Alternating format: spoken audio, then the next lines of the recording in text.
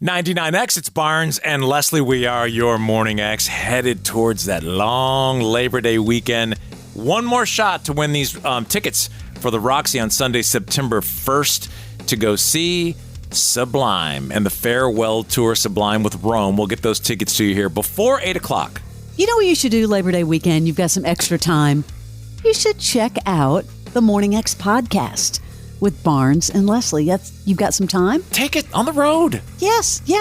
Yeah, we just talked about hotel horror stories. If you missed that, that's on the podcast. Yeah, check us out.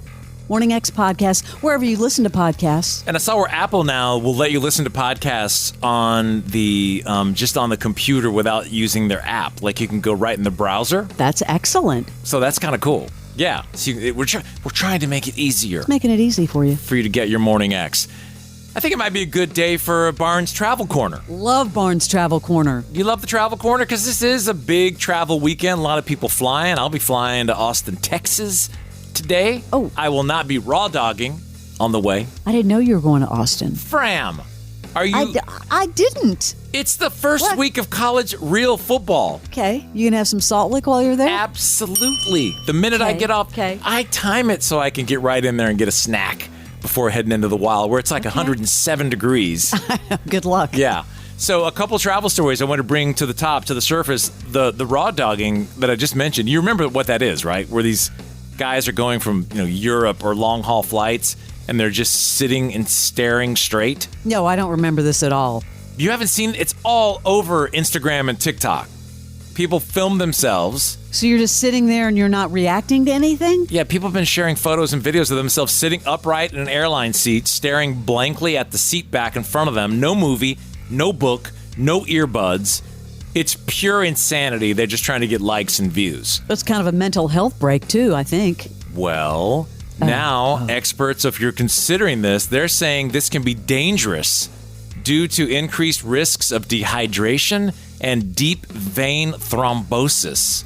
What? People have died from this, getting blood clots in your legs from not getting up, just sitting there. From not moving around. I could see that. Yeah. They're saying the lack of movement and hydration could kill you on a long flight like that. Yeah, well, dehydration is bad too. Yeah, what they're saying is stupid. This is interesting, and could this be a trend moving forward? You can now buy plane tickets on TikTok. Really? Directly. In the TikTok shop? People, I don't know if they're putting it in the shop, but there are shop buttons. They've been steadily, luring people over from traditional search engines, and especially Gen Z, who a lot look for, recommendations, which, you get online and you can quickly find some influencer talking about dining and shopping. So Southwest Airlines, they have cleverly capitalized on this shift by launching this innovative campaign.